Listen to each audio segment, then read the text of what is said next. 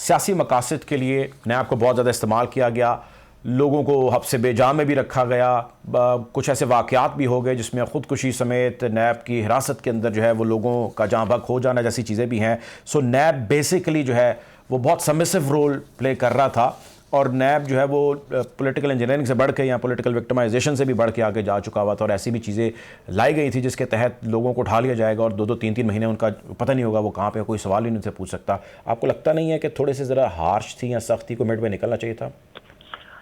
देखिए जी, मेरे ख्याल में तो इसका जवाब खान साहब खुद से दे चुके हैं और खान साहब ने पहले ही बता दिया कि नैब किसके अंडर था।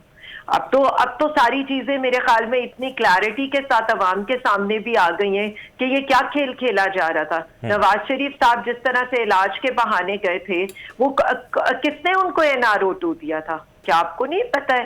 या ये जो भी चीजें हो रही थी, आज हमारा तो सवाल ये है कि ANF का DG आए, उससे पूछा जाए आपने 15 किलो हेरोइन पकड़ी थी, अब आपके 2 INF के बंदे जो उस वक्त के गवाह थे अब आकर क्यों मुकर गए?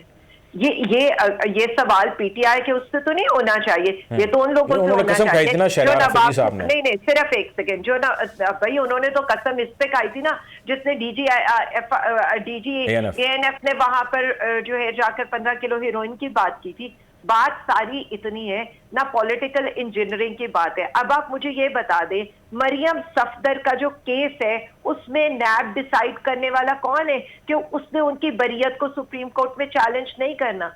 ये तो उनकी लीगल ऑब्लिगेशन है कि उन्होंने अपील में जाना है। तो ये होती है नैब की पॉलिटिकल इंजीनियरिंग। मुझे तो ये समझ में नहीं आती है कि उसके ऊपर सारी दुनिया को पता है नवाज शरीफ को यहाँ से भेजने पर NRO-2 किसने दिया था और उसके अगेंस्ट किसके ऊपर पूरी नून लीग ने वहां पर खड़े होकर जो है एक्सटेंशन के लिए वोट दिए थे, सबको पता है। और अब ये मरियम नवाज कौन सा NRO-2 लेकर जो है वो यहाँ पर उनकी बरियत हुई और अब नैब उनकी बरियत को सुप्रीम कोर्ट में अपील में नहीं जा रहा है। और ये कौन दे रहे हैं इनको NRO-2 के? सीधी लंदन की फ्लाइट पकड़कर वहां चली गई है, या यहाँ पर इसाकदार साहब जो है जो कल तक मफरूर हुए थे वजीर आजम के जहाज के अंदर, अब एयरफोर्स 1 का जहाज उन्हें लेकर यहाँ पर लैंड करते हैं। पहले वो यहाँ पर आकर जो है वजारत का हल्फ उठाते हैं, उसके बाद जाकर उनकी बेल्स होती हैं। या यहाँ पर सलमान शहबाज जो मुलजिम जो आज तक इश्तिहारी फरारी था कि जिसका एड्रेस ही नहीं नैब वालों को मिलता था,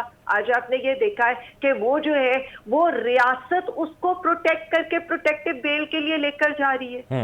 मतलब मैं तो ये हैरान हूं। इसको कहते हैं पॉलिटिकल इंजीनियरिंग। इसको कहते हैं कि आज यहाँ पर जो गॉड फादर मफरूर मुजरिम जाली बीमार है, वो पता क्या कह रहे हैं? वो कह रहे हैं कि जी मैं तब आऊंगा इस मुल्क में जब मुझे ये गारंटी दी जाएगी अदालत की तरफ से कि मैं जेल नहीं जाऊंगा।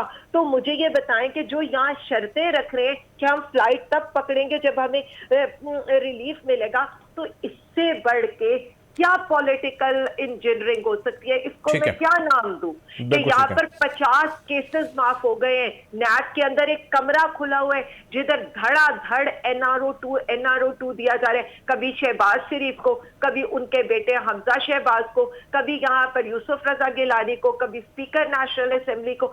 सबको एक उन्होंने वो रखा हुआ है, क्या उसको बोलेंगे, आबे जमजम रखा हुआ है कि जिससे जाकर सारे ड्राई क्लीन होकर सारे नैब के केसेस माफ हो रहे हैं। ये अवाम के साथ जुल्म है।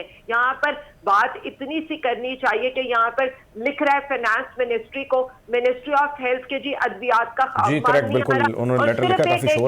उन्होंने लेटर लिखा है। यहाँ पर दूसरा फाइनेंस मिनिस्ट्री को 50 मिशन इस वक्त लिख रहे हैं कि हमारे पास अपने लोगों को देने के लिए पैसे नहीं है, तनख्वाहें नहीं है, हम यूटिलिटी बिल नहीं दे सकते। और वहां पर हम ये देख रहे हैं कि 36वें दौरे के ऊपर हमारी इंटरनी वजीर खारजा 7 दिन के ट्रिप के ऊपर अमेरिका पहुंच गए और पहले ही उनके खर्चे जो है 1 अरब 75 करोड़ तक पहुंच गए। ये सारी पॉलिटिकल इंजीनियरिंग है, ये वो है जो इस अवाम को इन सब लोगों ने मिलकर बताया।